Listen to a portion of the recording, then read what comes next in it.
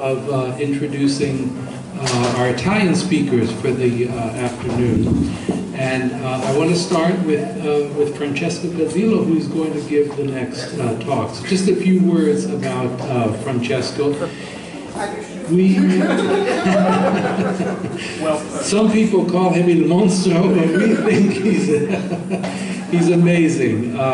We met Francesco quite a few years ago, when he, about 5 years ago, when he and Valeria came to San Francisco, and we got an email out of the blue from Francesco saying that we would like to, he's been reading about control mastery theory, and we would like to come and have some time to talk with me and with Marshall, and we spent hours with them in our offices talking about the theory, and we were amazed. I mean, both Marshall and I were amazed at how much Francesco and Valeria knew about this theory just from reading. They'd never heard any presentation, never had any clinical supervision whatsoever, but they really understood the theory in a way that Marshall and I had never seen before.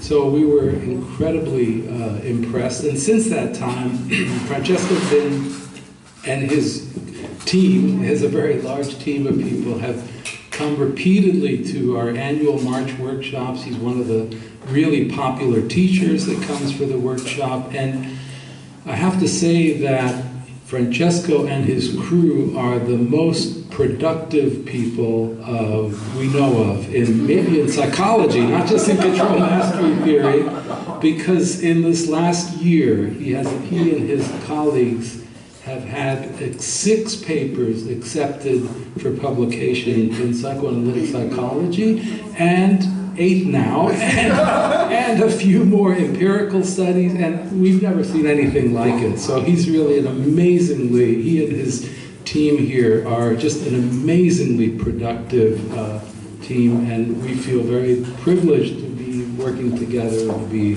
part of it. So without further ado, I'll give it to Francesco.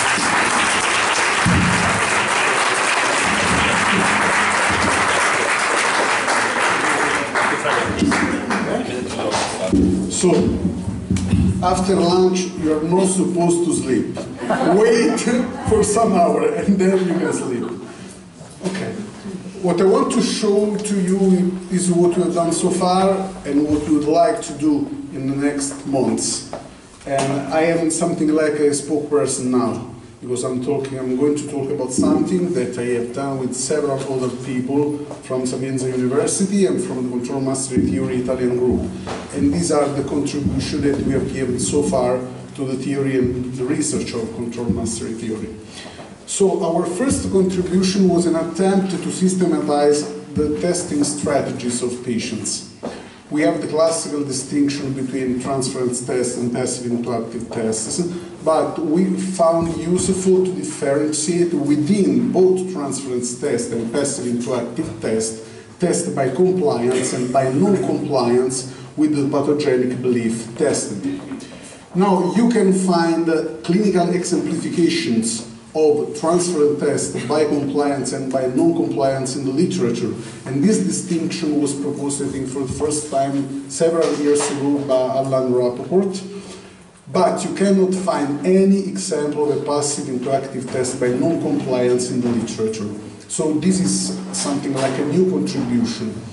This is something that I thought or discovered or hypothesized for the first time a couple of years ago, starting from several clinical experiences, and also by studying the literature.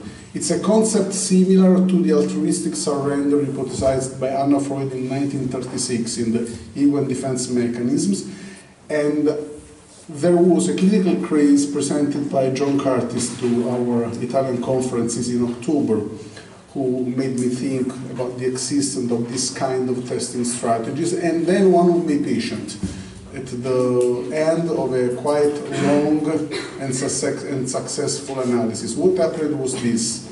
We were reflecting about determination, and she was quite satisfied by the therapist, by her therapy. And she said to me that I should have been proud of what I did with her. I was quite embarrassed by that sentence. And what I replied was something very psychotherapeutic. Well, I think that you did at least half of the work. And she replied to me, so you agree with my mother. You cannot be proud of yourself because you feel arrogant in being proud of yourself. And I thought that in that case, what the patient was doing was acting as he would have liked that her mother could have done with her, being proud of the daughter, so that she could understand that there was nothing wrong in being proud of herself. And so if you think about this kind of strategy, it's neither a transference test, neither a passive interactive, because the patient was not traumatizing me. He was acting as the mother she would have liked to have. And what she was hoping, in order to have a pathogenic belief disconfirmed, was me being happy and proud of what we've done. And so this is our first contribution, and you can see how adding this category, you can... Ah no, ma perché non funziona? Vedi? Sveva changed the slide, so nothing is working.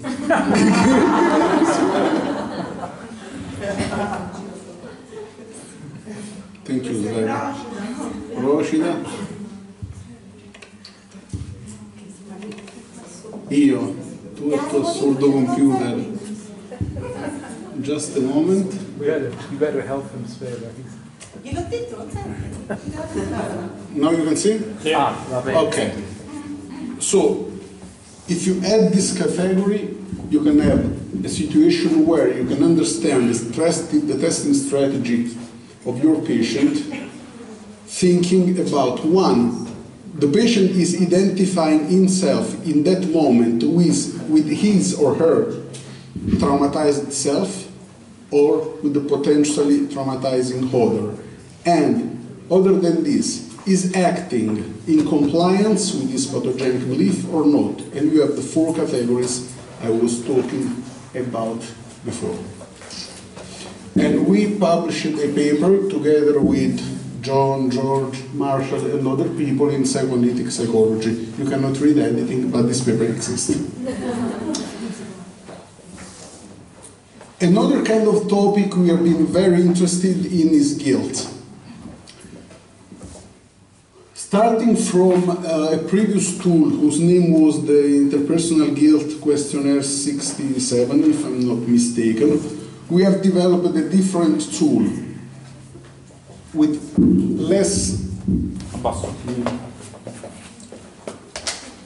with only 15 items and differentiating 4 kinds of guilt: survival guilt, separation disloyalty guilt, omnipotent responsibility guilt, and self-hate.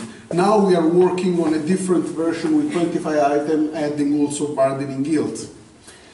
We have tried to contextualize CMT theory about guilt in a bunch of recent literature, which is very interesting. Starts from the idea of a group selection, of group level selection, proposed by Edward Wilson and David Slow Wilson, by the writings of Michael Tomasello and Jonathan Haidt, who are evolutionary psychologists interested in guilt. And we found that there is an enormous overlapping between these theories developed studying chimpanzees, children, and people from different culture, and the hypothesis of control mastery theory. So there is a paper dedicated to guilt from a theoretical and developmental perspective, and there are other papers on the validation of this tool, whose name is the Interpersonal Guilt Rating Scale. Even this work has been done by my group in Sapienza, together with George Silverschatz and Marshall Bush. So we have different paper about the self-report version, a clinician report version, and a version also for adolescents. We are still waiting for the definitive approval of the manuscript about the adolescent version. Now it's 1 year that we are waiting for the approval.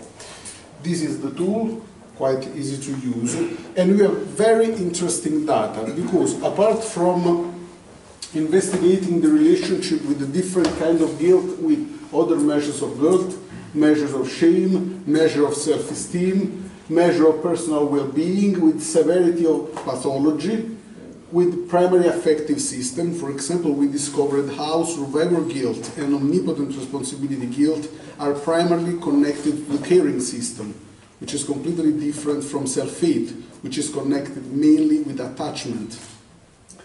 And measure of therapeutic alliance, showing how both self-hate and survivor guilt have a negative impact on therapeutic alliance. But we had another paper, I want to spend just a few more words about this table, assessing the relationship between the self-report version of guilt and the self-report assessment that patient had done about their traumatic life.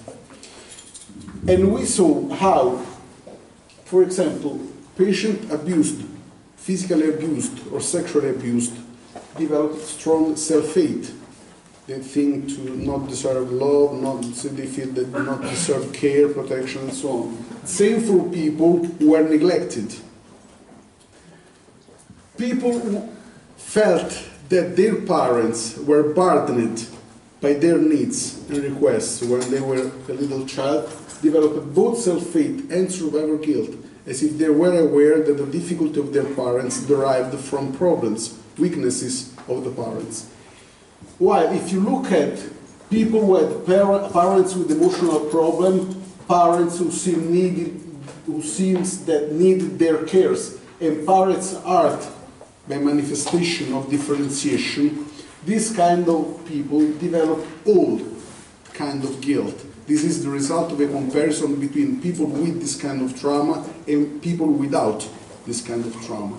But in our opinion, the more interesting stuff, this is perfectly in line with the theory. But more interesting point in our opinion is the fact that any kind of trauma contributes to self-hate. And our reading of this data is the fact that any time a child perceives that his or her parents are not able to be synchronized, attuned, or responsive to some part of his or her experience, anytime this happens, the person starts questioning the legitimacy of that piece of experience. So if they are not able to support me, to understand me, to be attuned with me, I am the problem. Self-hate is connected to the severity of psychopathology. So more severe the psychopathology of a patient, higher is the self-hate. Self-hate is the kind of guilt which is quite overlapping with shame that affect the most both mental health and the perceived personal well-being. So we think that this dimension can be very important if present in a relevant level in patients. And we have these 4 papers about the guilt and the stool. Then we started exploring the dialogue between control mastery theory and different domains of contemporary psychology. First of all, attachment. So these are the main point of contact between attachment and control mastery theory. I don't know if I remember the slides. Yes, the relevance of safety, the relevance of real relationships, the centrality of attachment and caring relationship, the importance, as George pointed out this morning, the importance of developing since the beginning a map of reality, a map of relationships. You can call it the internal working model if connected to attachment, and the development of belief according to this kind of procedural experiences or procedural belief, both pathogenic or not, and the need to have corrective emotional experiences in order to change the basis of psychopathology. So becoming aware is very important, but more important point is having different kind of reactions and leading a different kind of relationship when you expect something that is going to hurt you. And this is something we are particularly interested in, explored how control mastery theory together with attachment theory can help us in understanding patients with severe personality pathology. And so we have this set of hypotheses about these cases, which is strong self-hate, a multiplicity of pathogenic beliefs that can be even contradictory among each other, the centrality of self-hate in psychopathology of this patient, and the relevance of treatment by attitude, just as pointed out by Cynthia this morning. But we are going to listen to something more about this theme tomorrow. Okay, this is the paper about attachment. Then we had another paper where we explored how we can put together the model of change in psychotherapy proposed by control mastery theory and the model of the process of change in psychotherapy proposed by the Boston Change Process Study Group, Stern, Lyons, Root, and so on. And just one little spot. This group conceptualized the something more than interpretation that is needed in order to train in psychotherapy as a change in the procedural knowledge of the patient, interpersonal procedural knowledge. And they say that therapy is characterized by a moving along process interspersed with relevant moments, relevant present moments. They call them now moments. In those moments, the patient do something or say something which is unexpected, strange, violates the expectation of the clinician and the patient himself a lot of time. And if you want to change this now moment in a moment of meeting that can modify the procedural knowledge which has the basis of the patient's pathology, the therapist has to give an authentic, unexpected, non-technical response that fit what the patient needs in that moment. Now, if you read the paper, you can find a very detailed description of the different kinds of moments. So from present moments, now moments, which are a particular kind of present moment, and moment of meeting, which is a now moment changed by a good enough therapist. We were interested in showing how this description is quite similar to the description of the process of psychotherapy present in control mastery theory. The very first time I met Marshall Bush, he said to me, well, normally you keep on talking with the patient and things get along quite well. But there are some moments when you feel that you have lost something, that you feel that something has changed. You cannot understand what's happening, but something is a little bit different. In this moment, you can think that the patient is testing you.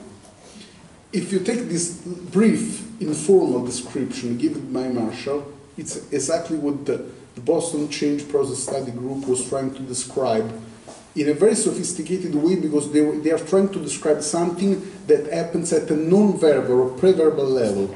Now, if you put together these two descriptions, we have a similar form. We've described the process as a flow interspersed by swirls. This overlapping does not mean, in my opinion, that we can use or should use one description of the process because it's the best one. We tend to think that CMT description is the best one, but my idea is that we can use both description. One, the CMT description enables you to understand the personal meaning, both conscious and unconscious, that what is happening has for the patient. While the description of the Boston Change Process Study Group enables you to follow the little changes in the procedural, non-verbal, affective interchange between patient and therapy. So there are two different lenses. One which is useful for describing the micro processes that happen in 5 minutes of therapy, and the other level which enables you to foresee what is going to happen and how probably it's better that you will reply to the patient in order to help him or her get better. But we can use both the function because they are describing the same reality from two different perspectives. And then we spend some time, some months, studying what recent empirical literature say to us about dreams and fantasies. And we have one paper about dreams and one paper about fantasies. The paper about dream was suggested by George. who say to me, well, why don't you write a paper about the control mastery understanding of dreaming? And this is what we did. And I think that what is interesting is that so far we do not have an empirically grounded interpretation of which is the function of dreaming, and we don't know really from an empirical perspective if dreams make any sense. We simply do not know. But if we take into account what the empirically grounded model of dreaming say to us so far, well, what this model says is completely in line with the idea of control mastery theory. And so we cannot say our theory is right, because it's an hypothesis, but it's the best hypothesis that we have so far if we take into account also the empirical literature on dreams and dreaming. And from a more practical perspective, the idea is that you can use the plan and the elements of the plan in order to understand the functions and meanings of dream. And then these are the two papers, and then just a few words, because this will be the focus of several speeches in the next few days. We are working on the plan formulation method, and with little addings, we add also the optimal attitude in the testing section. We wrote down the tests of the patient following the format that I showed you in advance with 4 kinds of tests. So if you have the pathogenic belief, you cannot imagine the different testing strategies using that format. And in the obstruction, we add the prevalent senses of guilt of that specific patient.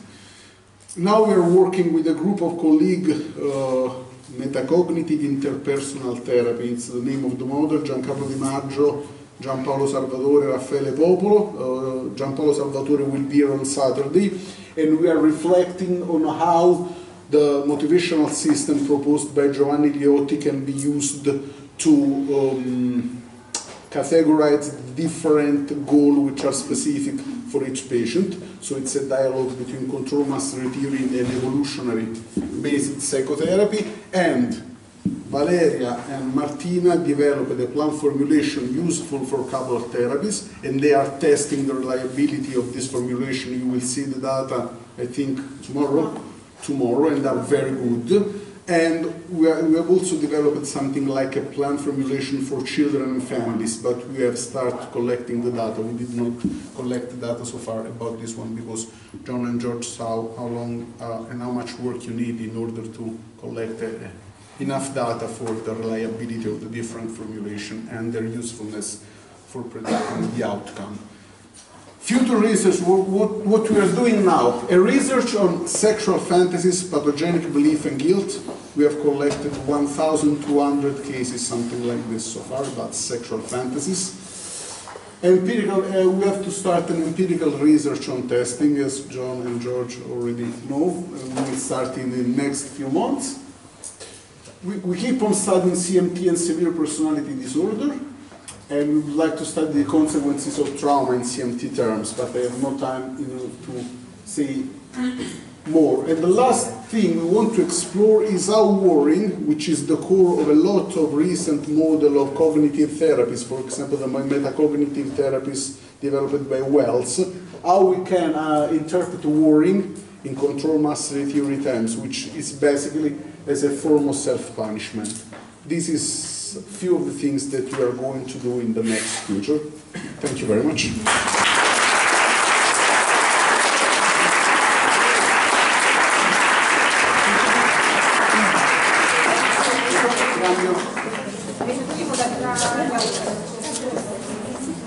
Filippo, sei più